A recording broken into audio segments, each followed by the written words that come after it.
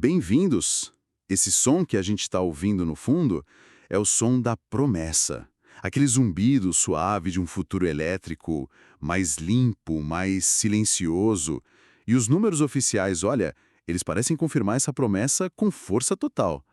Segundo a empresa de pesquisa energética, a EPE, a demanda de eletricidade para veículos elétricos no Brasil vai simplesmente explodir. A gente está falando de um salto de 627 gigawatts-hora em 2025 para quase 8 terawatts-hora em 2035. É um crescimento, assim, monumental. A nossa missão hoje é justamente mergulhar a fundo no que esses números, na prática, significam. Porque, de um lado, a gente tem essa narrativa oficial, da EPE, da ANEEL, que trata a eletrificação como algo fundamental, quase negociável. Do outro lado, temos em mãos uma análise bem mais cética, que deixa a propaganda de lado e vai para a física, para a matemática, para a química. E ela faz a pergunta incômoda. A nossa infraestrutura, nossa rede elétrica de verdade, está pronta para essa revolução? Vamos tentar entender o que está por trás dessa corrida. Exato. E a questão central que essa análise coloca na mesa é a seguinte: essa transição, do jeito que está sendo proposta, ela é realmente viável? Ela foi bem planejada? Ou será que a gente está comprando uma narrativa otimista que, convenientemente, ignora os custos reais e as enormes fragilidades da nossa rede elétrica? Hoje vamos olhar para os gargalos, né? Para aquilo que não aparece na propaganda bonita da concessionária. Ok, vamos começar a desempacotar isso. O curioso é que a análise crítica que a gente tem aqui não contesta os números da EPE. Eles são reais, eles vêm do Plano Decenal de Expansão de Energia. A provocação é outra, é sobre como esses números são apresentados. A sugestão é que eles vêm com uma roupagem de propaganda, sabe? Uma narrativa que serve muito bem aos interesses de montadoras globais, como a BYD, e que acaba justificando mais regulação e, claro, investimentos bilionários. Precisamente. O ceticismo não está no número, mas no que o número esconde. E o ponto central dessa crítica é o que o estudo chama de perdas ocultas do sistema. A energia que sai lá da turbina de Itaipu ou de um parque eólico no Nordeste não é nem de longe a mesma quantidade de energia que de fato entra na bateria do carro estacionado na sua garagem.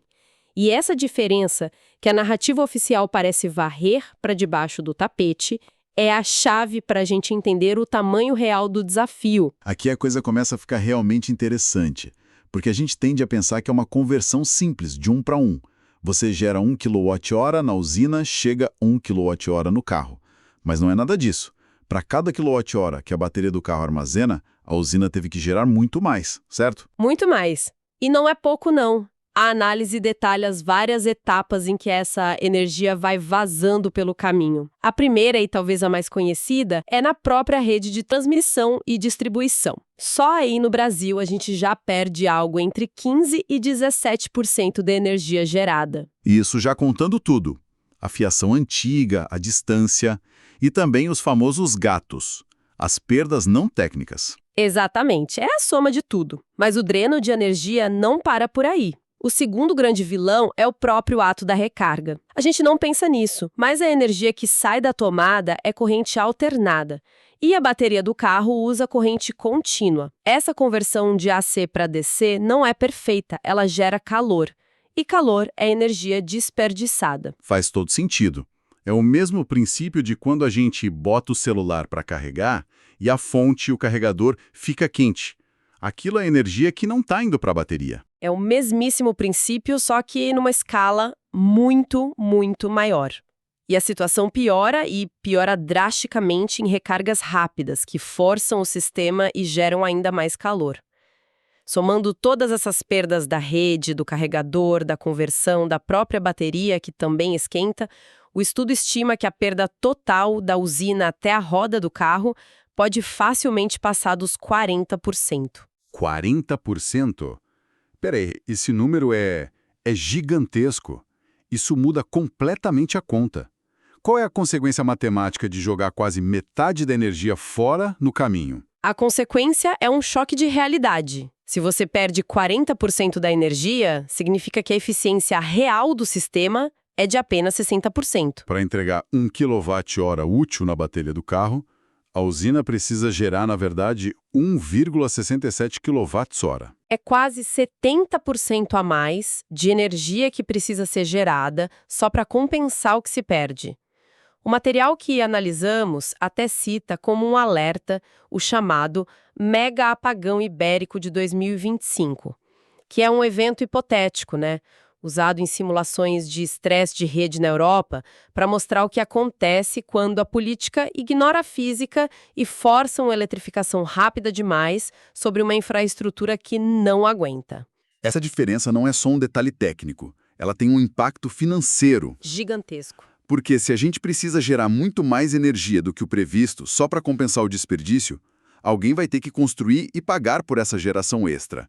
E essa conta, invariavelmente, chega para o consumidor, certo? Chega para todos os consumidores.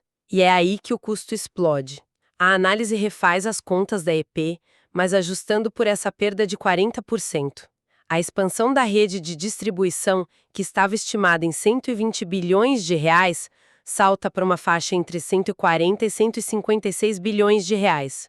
A infraestrutura de postos de recarga sobe para 15 a 17 bilhões. E o mais pesado, a geração de energia extra só para cobrir o desperdício exigiria de 80 a 110 bilhões a mais em novas usinas. Somando tudo isso, a gente está falando de um investimento total de quanto?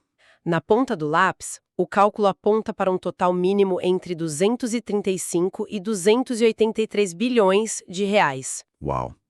E a pergunta que fica no ar é: quem paga por isso? A conclusão é direta. Esse custo seria socializado. Estamos falando de um aumento potencial de 10 a 15% na tarifa de energia para todo mundo. Para quem tem carro elétrico e para quem não tem. O custo de reforçar a rede recai sobre a sociedade inteira. Ok. 280 bilhões de reais é um número tão grande que fica até difícil de visualizar. Existe uma forma da gente ter uma noção da escala desse desafio? De tornar isso mais palpável? Sim, e a comparação que o material faz é excelente para isso. Ele pega essa demanda extra de energia e a mede contra as nossas maiores e mais famosas usinas, Itaipu e Belo Monte. É uma régua que todo mundo entende. E como fica essa comparação? Vamos lá. No cenário oficial, sem contar as perdas, a demanda extra de 7,8 terawatts anuais parece pequena. Seria suprida com menos de 10% do que Itaipu gera em um ano. Parece fácil. Mas quando a gente aplica o cenário realista, com 40% de perdas, a necessidade de geração sobe para 13 terawatts por ano. E aí a história muda. Isso já exigiria o equivalente a 16% de toda a produção anual de Itaipu. 16%. E se a nossa régua for Belo Monte, que na prática gera menos energia firme, precisaríamos de 33%, um terço de toda a sua produção anual, só para os carros elétricos. Entendi. Então, o volume total de energia, embora seja enorme, não parece ser o maior dos problemas.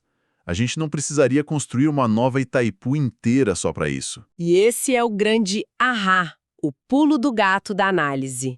O volume total é gerenciável. O Brasil tem uma matriz elétrica gigante. O verdadeiro gargalo, o ponto crítico que pode fazer tudo desmoronar, não é a geração, mas a distribuição. A última milha. Exatamente, a última milha. A nossa rede urbana, os transformadores de bairro, os cabos que chegam nas casas e nos prédios. Em muitas cidades, eles já operam no limite ou bem perto dele. É a parte da infraestrutura que a gente não vê, mas que sente quando a luz pisca no verão, com todo mundo ligando o ar-condicionado ao mesmo tempo. Exatamente. Agora imagine essa mesma rede no início da noite, quando as pessoas chegam do trabalho. E além de ligarem o chuveiro, o ar-condicionado e a TV, também conectam milhares de carros na tomada ao mesmo tempo, no mesmo bairro. O sistema simplesmente não foi projetado para esses picos de demanda tão concentrados. Sem um investimento massivo e localizado, os transformadores iriam queimar, o sistema entraria em colapso. O gargalo é na ponta. Certo. A parte de infraestrutura e custo ficou bem clara. Mas e o principal argumento para tudo isso? A grande promessa da eletrificação, que é a descarbonização. Se precisamos gerar muito mais energia, de fontes que nem sempre são limpas, como ficam as emissões de gases de efeito estufa? Esse é outro ponto em que a análise desmonta a narrativa simplista do carro elétrico é igual a emissão zero. Primeiro, o estudo nos lembra de um fato inconveniente sobre a nossa matriz supostamente limpa: as hidrelétricas. Especialmente as construídas em reservatórios tropicais, como na Amazônia, emitem metano, o CH4. Ele se forma pela decomposição da matéria orgânica que foi inundada e é um gás de efeito estufa dezenas de vezes mais potente que o CO2 no curto prazo. Não é uma energia livre de carbono. Muita gente esquece ou não sabe disso. E o estudo calcula o impacto dessas emissões extras. Calcula. Usando os dados de emissões reais de Belo Monte, por exemplo, que variam de 15 a 55 gramas de CO2 equivalente por quilowatt-hora, aquela demanda extra dos veículos elétricos adicionaria algo entre 195 mil e 715 mil toneladas de CO2 equivalente por ano na atmosfera. E o que isso significa na prática, comparado com o que a gente já tem? Para colocar em perspectiva, o estudo compara com o etanol, que é a nossa outra rota de descarbonização, né? Esse aumento nas emissões por causa dos carros elétricos seria o mesmo que colocar nas ruas uma frota extra de 200 mil a 800 mil carros movidos a etanol, cada um rodando 10 mil quilômetros por ano. Ou seja, em vez de reduzir, a gente estaria adicionando emissões equivalentes a quase 1 milhão de carros a mais. O ganho ambiental fica, no mínimo, duvidoso. E esse já é um cenário ruim. Existe um pior. Com certeza. O material apresenta um cenário extremo, mas tecnicamente possível, e se essa energia extra vier de uma usina notoriamente ineficiente e com altíssimas emissões de metano, como Balbina, no Amazonas, aí as emissões simplesmente explodem. Adicionaríamos 27 milhões de toneladas de CO2 equivalente. Nesse caso, o carro elétrico abastecido por essa fonte seria muito mais poluente do que um carro a combustão. Isso prova que a origem da eletricidade é tudo. Vamos agora para a ponta final dessa cadeia, que é onde a promessa encontrou asfalto. A experiência de quem comprou o carro e o que acontece com ele quando sua vida útil acaba. E aqui a análise traz um balde de água fria na experiência do consumidor. Ela cita dados de pesquisas de satisfação que apontam que mais de 80% dos proprietários de elétricos e híbridos relatam algum tipo de problema significativo no primeiro ano de uso. 80%? É um número absurdamente alto. Que tipo de problema a gente está falando? É a bateria que não dura o prometido ou são coisas mais sérias? São os dois. O mais comum e frustrante é a autonomia real ser bem menor que a anunciada na propaganda, especialmente no trânsito urbano pesado ou com o ar-condicionado ligado no máximo. Mas o que realmente assusta, segundo o material, é o custo de reparo fora da garantia. A troca de um pack de bateria, que é o coração do carro, pode custar de 50 mil a 150 mil reais. Isso é mais do que o valor de muitos carros novos. A análise até menciona um cemistério de elétricos. Sim, é uma observação de campo bem impactante. Descreve pátios de sucata que já estão recebendo veículos elétricos e híbridos relativamente novos, com 3, 4, 5 anos de uso. Eles são abandonados ali porque o conserto da bateria custa mais do que o valor de mercado do próprio veículo. Eles se tornam um passivo econômico, um carro zumbi. É mais barato descartar do que consertar. E o que me diz da promessa da reciclagem? A ideia de que essas baterias caríssimas serão reaproveitadas no final, num ciclo virtuoso. A análise é taxativa nesse ponto. Afirma que a reciclagem de baterias de lítio em larga escala é praticamente inexistente no Brasil hoje. Nós não temos uma cadeia logística reversa estruturada para isso. É um processo químico complexo, caro. Então, o destino mais comum, infelizmente, é o aterro sanitário ou descarte irregular. E isso cria o que o estudo chama de forma muito apropriada de herança tóxica. Essas baterias descartadas de forma incorreta vazam metais pesados como lítio, cobalto, níquel, que são extremamente tóxicos. Eles contaminam o solo, os lençóis freáticos. É um problema ambiental silencioso, invisível, que estamos criando hoje e que as futuras gerações terão que gastar fortunas para tentar resolver. Então, depois de toda essa conversa, o que fica é uma tensão muito clara. De um lado, a visão oficial, a propaganda de um futuro elétrico, moderno, limpo. Do outro, o que essa análise nos mostra: a realidade de uma rede elétrica frágil, custos sistêmicos altíssimos que vão parar na conta de luz de todo mundo e um problema ambiental complexo e tóxico no fim da vida desses carros. No fim das contas, a grande sacada do estudo não é ser do contra, sabe? Não é ser anti-carro elétrico. A questão é mais pé no chão. É preciso cobrar coerência técnica, cobrar um plano que faça sentido na prática. Energia não é um discurso de marketing, não é uma narrativa. É física, é engenharia, é custo por quilowatt-hora entregue com confiabilidade na sua tomada.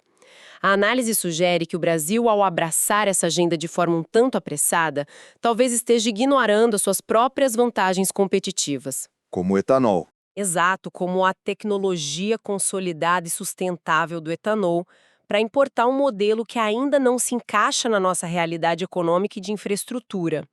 E isso nos deixa com uma reflexão final, que é a provocação que o material nos faz.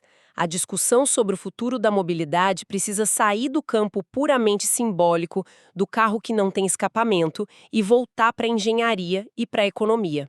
Diante de uma infraestrutura com gargalos históricos, que já pena para atender a demanda atual, e com custos que recaem sobre toda a sociedade, qual deveria ser a prioridade estratégica do país? Acelerar a todo custo a adoção de uma tecnologia importada e cara, ou primeiro garantir que todos os brasileiros tenham acesso a uma rede elétrica robusta e confiável, enquanto aprimoramos as soluções energéticas que nós já dominamos e que são parte da nossa vantagem competitiva no mundo?